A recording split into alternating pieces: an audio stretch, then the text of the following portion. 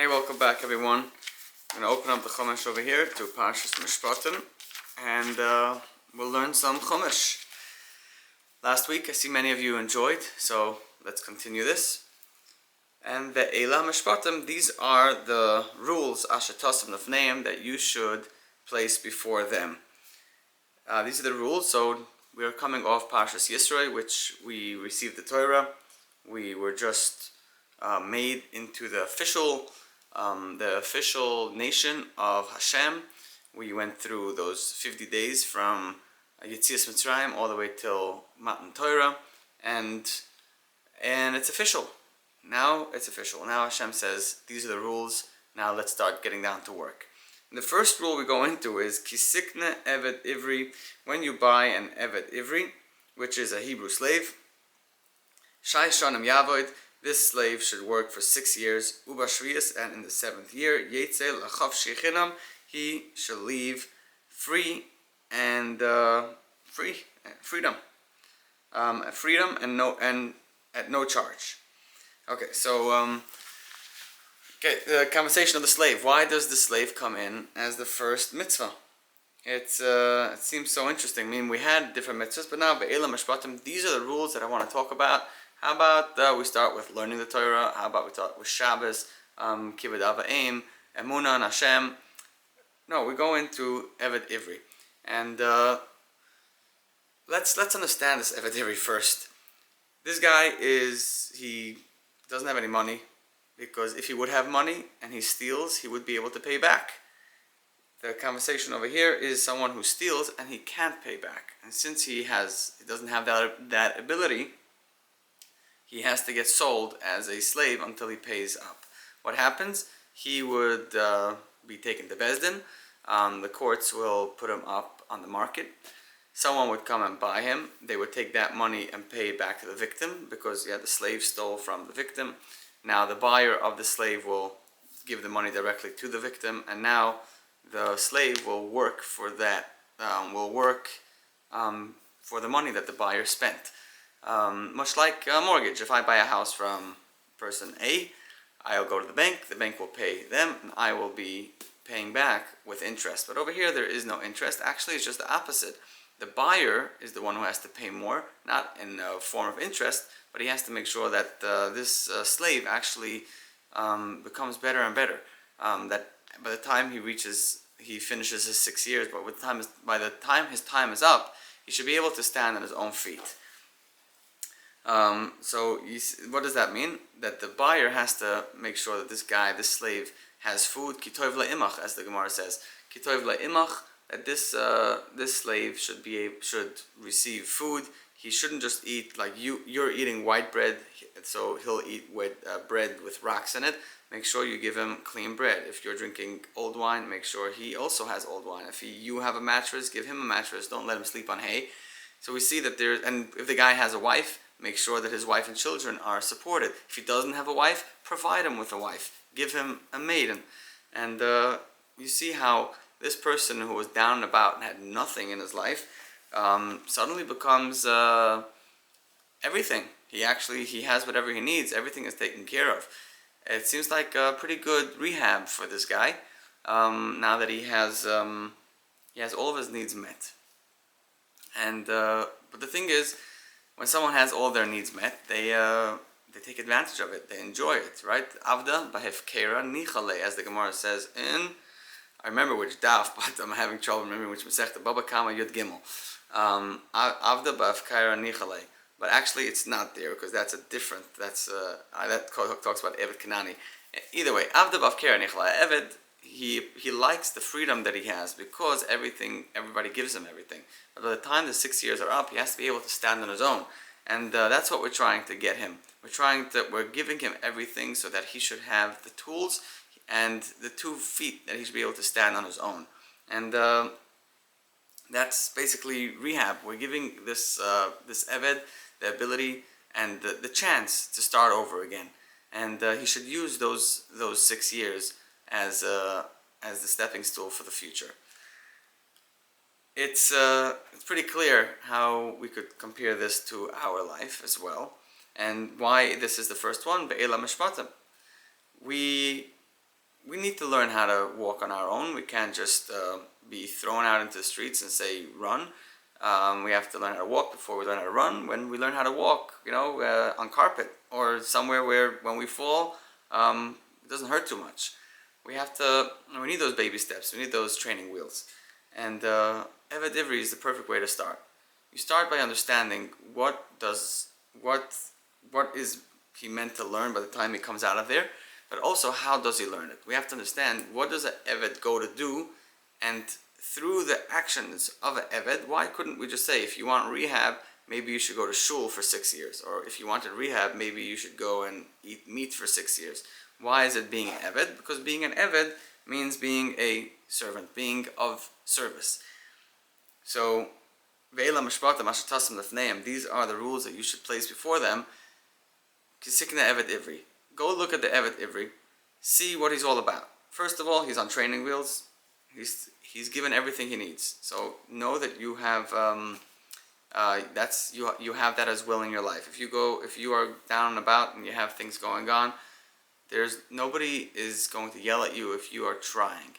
If you know that your point is to get back onto your feet, you will be able to get there, and no one's going to yell at you. No one's going to be mad that you didn't come through, because they see that you're trying. They see that your intentions are in the right place, and you're stepping up when you're supposed to. If you don't follow through and you fail, that's okay. That's just what happened. That's the result. But if you sit down and be lazy and you just you just appreciate the freedom, then when the time is up, it's going to be too late to start. Now you'll have to be on your own feet, and what are you going to do if you wasted your youth? But the second thing is, you have to also know, what is this Evet going to do? He's doing a thing called service. He is at the pleasure of his master. If his master wants a service done, it has to be this Evet, this slave, is here to fulfill it and do it properly. And once you learn what service is all about, that the world was created for service, as we see in Pashas Bereshis, that Hashem created Adam and he put him into Gan Eden, v'yanichehu began Eden, la'avda u'lashamra, so that way he could serve it, he could work it, and he could keep it, he could watch it. So we see that la'avda u'lashamra, that is service. We also see that says v'esev hasada terem yitzmach, the grass of the field still hasn't grown. Ki adam ayin labed esra adama, because the man was not here yet to work on the ground. So we see to labed. Labed is eved, which is service. There was nobody here to service the ground. We see that the creation of human being is to be of service. What does an eved have to give? If I am out and about, that I'm stealing and I can't even pay back, what type of service can I give? So that's where you start realizing service is not about how much money can I give. Service is what can I do with my talents? What can I use with my hands, with my head, with my heart? What do I have to give? So a servant who's just caught red-handed stealing and he doesn't have anything to show for himself, and he's really in a bad place. What he could give his handiwork, and naturally he could start learning from his past and seeing how he should move forward. And that's how we are as well. We don't have to get sold to be a slave, to be of service. We could look into ourselves and see what are the talents that I have in myself. If I have nothing, if I'm out and about and I got nothing to give, what is my experience in this life? What do I have to provide as a service for other people? Because when you learn how to service and provide for others, you will start feeling a feeling that you've never felt before.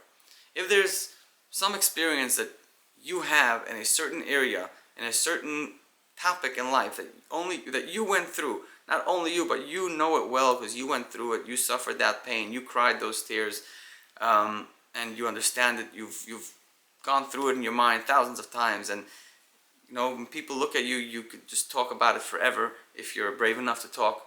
The second you start opening up and helping others who are suffering with this same exact emotional problem, you are starting to get those answers through yourself. By serving other people, you're starting to feel that you are worthy. You start feeling like, you know what, all the pain that I went through was meant for this. Now that I can help other people, you see how service is actually here to benefit you, not just to benefit the other person, not just to benefit the master who bought you or the master who owns you. It's here to benefit the human themselves, the person it's himself, so that way they could go and become better people. So that way they should be able to stand on their own feet once they are able to run and be their own independent humans, to be able to raise their own families, to be able to provide, and then just be that grandfather, the grandfather that you always dream of being. And this is the idea of service. Once we understand what service is all about, now it's clear. Mishpatim. These are the rules you should put before them. Eved Ivri. Teach them what an Eved Ivri is, and teach them what it means to rehabilitate yourself, and giving yourself the ability, the chance to lean on something else. Find yourself a Rav, a Rav, find people surrounding you. Find Sfarim that you learn on a steady basis that will keep you on this clear track. So that way you end up growing. So by the time your obligations catch up with you and it's time to walk on your own, you'll be able to stand on your own feet and be your own person. And of course, with the value of service, you could win anything. You could become really good at anything, and you'll come to love yourself. The success you're going to start feeling by servicing others is going to make you feel that all the failure that you ever went through was here for a purpose, here for a reason, and and at some point you'll be able to come and thank the promise of being here, because without them you wouldn't even be who you are. So this is the same exact thing for the Torah. When we noticed how when we grow spiritually to become closer to Hashem, this is the exact thing. We're here to service Hashem. We're here to be there for Him. But the thing is, through our service, we are lifting ourselves up higher and higher. We're becoming closer and closer to Him through our service, by knowing that as we learn how to stand on our own, we are actively becoming better and better at our service. We're not just graduating from being an Eved Ivri so we could go back home, because home is the ultimate service, where I'm servicing you because it's my reason for getting out of bed. I'm not getting out of bed because a master asked me. I'm getting out of bed because I want to give. And then this brings you to a Gemara Masechtas Bava Kama. What is better, a mitzvah va'oisa or she'ena mitzvah va'oisa? Someone who is not commanded and does, or someone who is commanded and does? So the Gemara says that someone who is commanded and does is better than someone who isn't. So when we leave as an Eved Ivri, or when we slowly let go of the training wheels and we start being our own person on the road, and we are a father of kids, we are a grandfather of grandchildren, and we have our friends, and we have our communities, and we have our businesses, we have our personal lives, and we juggle everything. We balance ourselves to being able to be this strong person. We don't go from being a mitzvah, from being someone who is underneath someone, to being free, and now we are ein mitzvah. Just the opposite. We're graduating in our growth, that we are able to undertake more of the commandments that are requested of us, that are asked of us to do.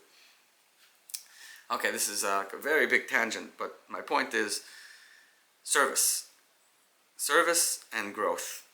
Through our service, we could grow and stand on our own feet, and this is the first rule of Eila Mishpatim Mishtas Lefneim. Wow. Okay, there goes 14 minutes, but. Now let's see the first Rashi. Ve'ela mishpatim. Kol makom shenemar ela. Any place where it says ela without a vav, pasal es harishonim. That means we are cutting off from the previous pasuk. We're starting something new. Ve'ela, if there is a vav, moisef al harishonim, it adds onto the past and onto the things that we spoke earlier. So what did we learn earlier? Ma harishonim misinai. Just like everything that we learned in the last pasuk, Yisroi was on Har Sinai. Af elu misinai. So too, everything going forward, ve'ela is also misinai, going forward in this pasha for sure. V'lama nespacha pasha is din on the pasha's mizbeach. Last week's pasha ends with the mizbeach, that when you build a mizbeach, you should make sure not to make stairs, just make a ramp. make a ramp to go up the mizbeach. The simple reasoning for that, because if you walk up, they used to wear robes, and if you would wear robes, you would have to spread your feet as you walk up. These they didn't just wear robes; they also wore pants. But even just spreading the feet going up the stairs is just provocative. Loy melach. So why do we have dinim, which is mishpatim, next to the mizbeach? Next to this pasuk about creating the mizbeach with a ramp instead of stairs. Loy melach, to tell you shetasim Sanhedrin etzel hamigdash, that you should put the Sanhedrin next to the Beis Hamikdash, which is in Lishkas Hagazes, which is on, when you look at the Beis Hamikdash, looking towards the Kodesh Kodeshim, it's on the right side. There's the Lishkas Hagazes.